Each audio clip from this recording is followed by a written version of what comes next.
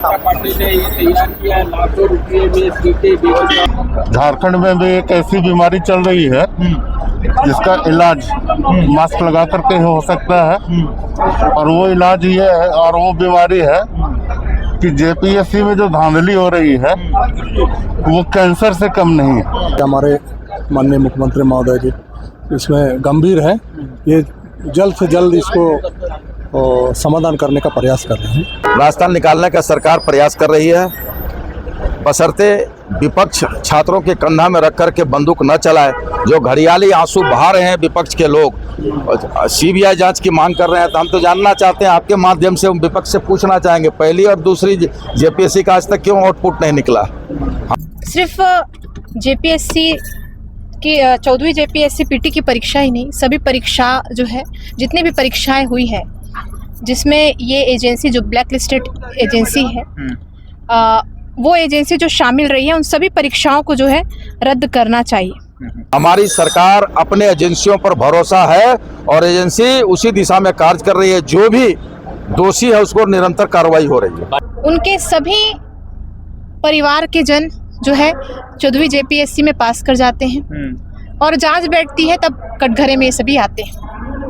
ये तो अभी का मैटर है, पूर्व में कितनी ऐसी परीक्षाएं हुई हैं जेपीएससी के द्वारा, जेएसएससी के द्वारा, तो इन सभी परीक्षाओं पर भी शंका होता है कि कहीं ना कहीं इसमें भी धांधली हुई है। क्यों मास्क लगा लिए हैं इस्तीफा का मुख्यमंत्री जी का? ये तो कोरोना के समय में लगाया जाता था। झारखंड में भी एक ऐसी बीमारी चल रही है जिसका इलाज मास्क लगा करके हो सकता है, और वो इलाज ये है और वो बीमारी है कि जेपीएससी में जो धांधली हो रही है वो कैंसर से कम नहीं है। और झारखंड सरकार इस पर मौन व्रत धारण की हुई है, तो आज भी हमने मूक प्रदर्शन करके झारखंड सरकार को जगाने का काम किया है। हम लोग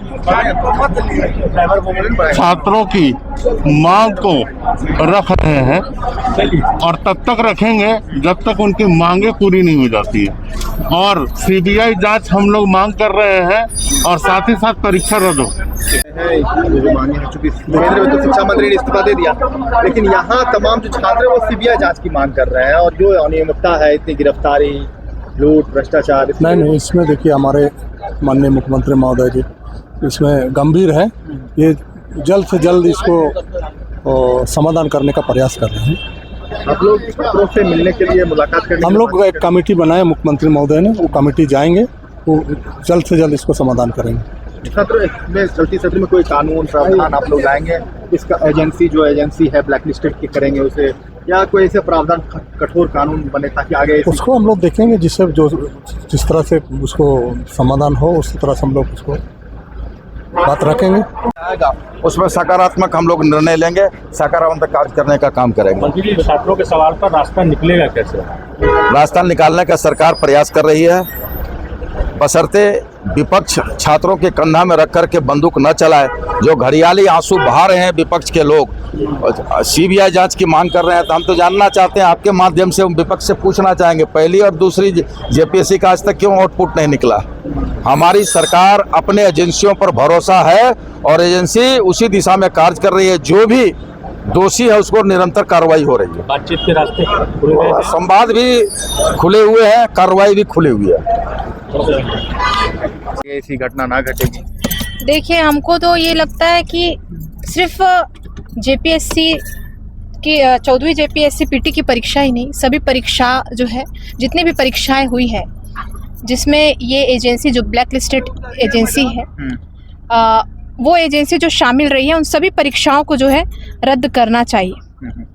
और जिस प्रकार से आप देख पा रहे होंगे, टीडीपीएल जो एजेंसी है उसको ब्लैक लिस्टेड करने के बावजूद जो इस एजेंसी में आपका काम कर रहे थे मार्केटिंग मैनेजर के तौर पर अभय तिवारी जी, उनके सभी परिवार के जन जो है 14वीं जेपीएससी में पास कर जाते हैं और जांच बैठती है तब कटघरे में ये सभी आते हैं। ये तो अभी का मैटर है, पूर्व में कितनी ऐसी परीक्षाएं हुई हैं जेपीएससी के द्वारा, जेएसएससी के द्वारा, तो इन सभी परीक्षाओं पर भी शंका होता है कि कहीं ना कहीं इसमें भी धांधली हुई है।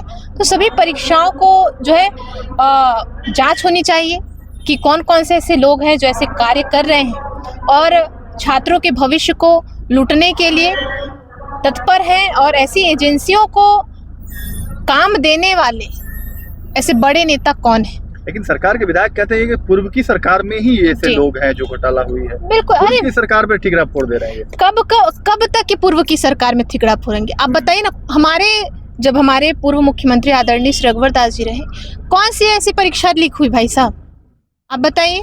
जब से आप सत्ता भार में बैठे हैं तब से लगातार ऐसी परीक्षाएं हो रही है जो लीक होता है, रद्द होता है, अनियमितताएं होती है, गड़बड़ियां होती है। तो ये सभी चीजें चल रहा है। उस समय तो ऐसा वातावरण नहीं था, उस समय ऐसा नहीं था। उस समय तो बल्कि सभी बच्चों को 1,33,000 सरकारी नौकरियां देने का काम माननीय मुख्यमंत्री जी ने, जो पूर्व मुख्यमंत्री जी ने, उन्होंने किया था।